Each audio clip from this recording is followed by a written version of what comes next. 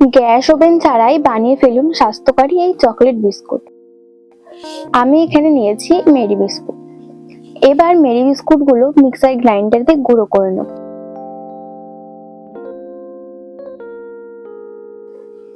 কিছু বাদাম নিয়েছি ড্রাই রোস্ট করা। এবার এই বাদামগুলোকে গুঁড়ো গুঁড়ো করে নেব। এবার এই বিস্কুটের গুঁড়োর মধ্যে দিয়ে দেবো কুচি কুচি করে কেটে রাখা কাঠবাদাম, কাজু বাদাম, 2 চামচ কোকো পাউডার, 1 চামচ মেল্টেড বাটার আর চিনি। সব উপকরণগুলো মিক্স করে নেব। এবার অল্প অল্প দুধ দিয়ে মেখে নেব।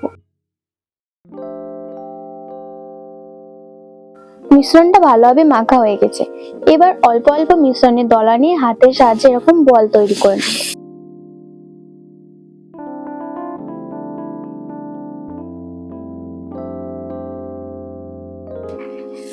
এবার এই বলগুলি বাদামের গুঁড়োর মধ্যে দিয়ে এরকম ভাবে মাখিয়ে নেব।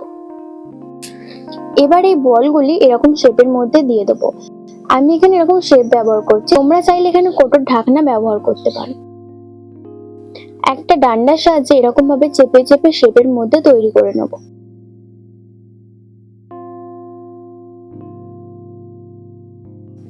এবার এর ওপর মেল্টেড করা চকলেট দিয়ে দেবো।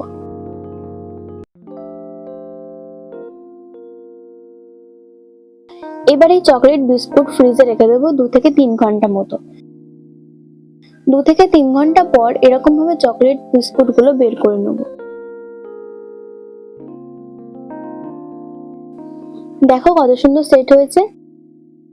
এই চকলেট বিস্কুট গুলো কিন্তু শেপ থেকে বের করবে ফ্রিজে রাখার পর।